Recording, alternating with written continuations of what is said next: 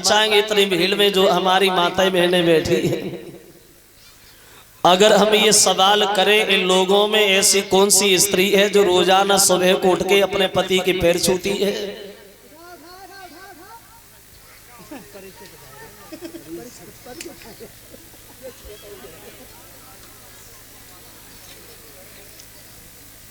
चलो सभी छूती है।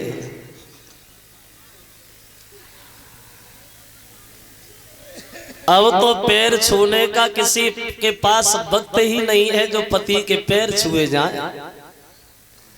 ये जय नहीं मालूम परी सोच मुदे या नाय मुदे ता से पहले ही सोई गए। सवेरे इन लोगों को 6-6 बार जगाओ तो उनकी आंखें खुलती, आंखें खुल जाए तो पति के पैर का नसीब में भाजे, शीशा उठाती सोत में दिया ना चली गई इधर उधर।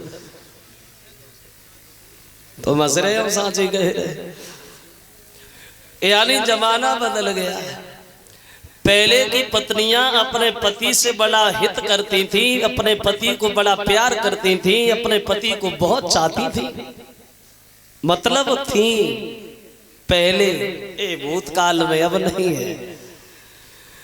अब जमाना ये है, और ऐसा नहीं है कि आजकल स्त्री अपने पति को ना चाहती, वो चाहती तो है, लेकिन अब चाहती है थोड़े समय तक के, कब तक के, तब तक के, जब तक के।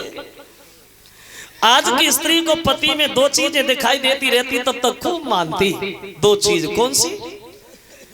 एक शरीर में ताकत और जेब में पैसा, खूब मानती। बिना मांगे रोटी तैयार, बिना मांगे पानी तैयार। कब तक है? जब तक जेब थोड़ी उचकी उचकी सी रहती है तब तक है।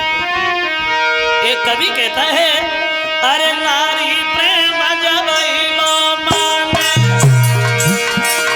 धन बल तोर बराबर जाने। वैसे क्षमा करें, ये एक घर की कहानी नहीं है, घर घर की कहानी है। देखा होगा आप लोगों ने, न देखा हो तो अब किसी दिन अंजवास करके जरूर देखना। तुम बाहर से आ पैसा पैदा करके लाओ, घरे घुसो तो अम्मा तो मुंह की ओरी देखते, बहू जीव की ओरी देखते, भर गिर तो ही है। संजा को पैर दबाती जाए और पे मन की काटी जाए। देखो तो मैं ते दिन बाद आए, हमारी कुंडल कब के टूटे डरे कब। फिर कहे औरत, अरे धन बल कनो ही बातो, प्रेम घट जात नारी को भाई। मत बोले करुए बोल कहे मरी जाऊं किया दुखदाई।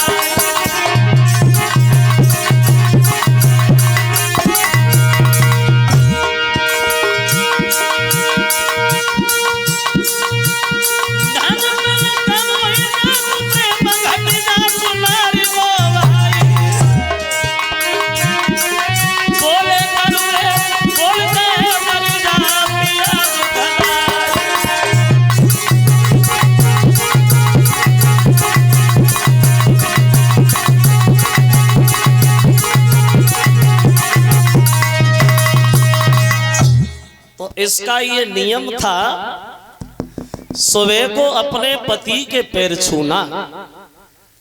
और इन महाराज उग्रसेन के घर में इनके एक लड़का था जिसका नाम था कंस। बताया तो ये गया है, एक विद्वान ये कहता है कि कंस जो था ये उग्रसेन से पैदा नहीं हुआ था, एक दुर्मिलक नाम के राक्षस से पैदा हुआ था। ऐसा कैसे हो गया? पत्नी उग्रसेन की राक्षस से क्या लेना देना? बहुत जल्दी में बोले, ये पवन रेखा देखने में सुंदर तो थी बहुत। एक दिन ये पवन रेखा गई है बाग में घूमने सहेलियों के साथ। तो जब ये बाग में घूम रही थी तो उसी बगीचा में वो राक्षस भी घूम रहा था। और जब राक्षस ने पवन रेखा की तंदुरुस्ती देखी तो इसकी तंदुरुस्ती सुंदरता देख करके पागल हो गया। मन में सोचने लगा, हम इससे मिलना जरूर है, इससे छल जरूर करें।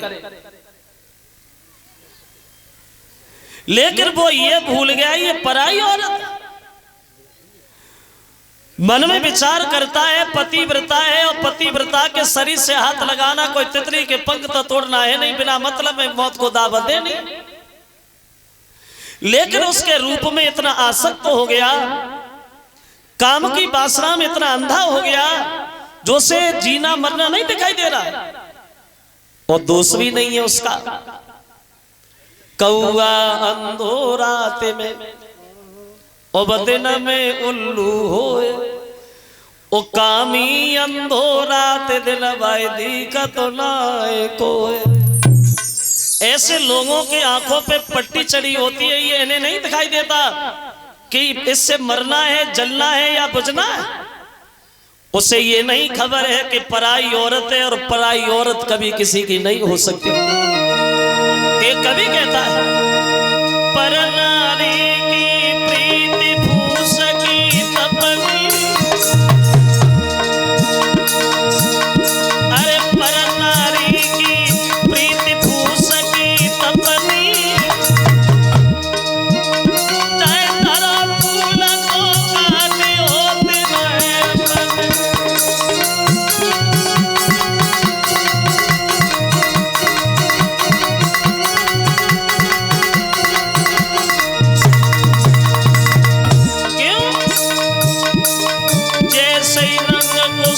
की चादरी पे सोई रंग पराई मेरी याद, हालई भी हंस के बोले और हालई कर दे तू तलाक।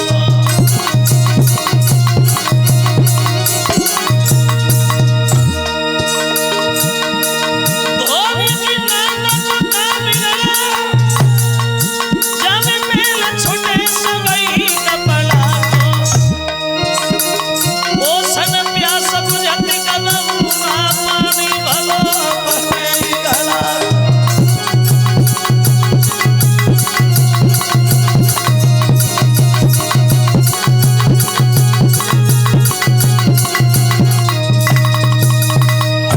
उसके रूप में इतना अंधा हो गया होगा, वो देखा जाएगा, इससे मिलना हमें जरूर है।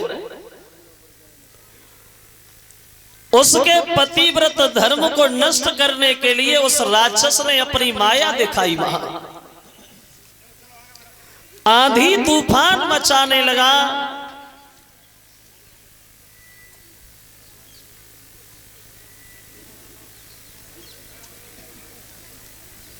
पवन रेखा की जो 7 की लड़कियां थी वो तो सब बिछुड़ी गई,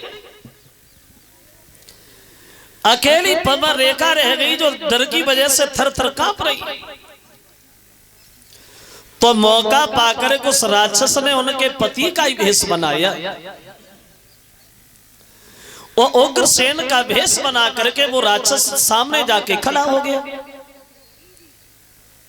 वो कहने लगा है, पवन रेखा रो काहे को नहीं हो, तुम्हारा पति तुम्हारे साथ है, फिर डरने की क्या बात है, क्योंकि आज बढ़िया मुलाकात है। अब नहीं समझ पाई ये राक्षस है हमारे पति, तो मौका पाकर के धोखा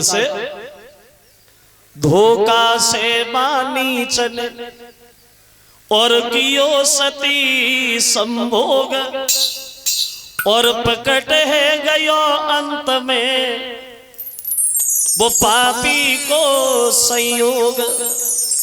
धोखा से उस राक्षस ने पवन रेखा के पतिव्रत धर्म को नष्ट कर दिया, और बाद में वह राक्षस अपने रूप में आ गया। जैसे पवन रेखा की निगाह राक्षस के ऊपर पड़ी तो पैरों के तले जमीन खिसक गई।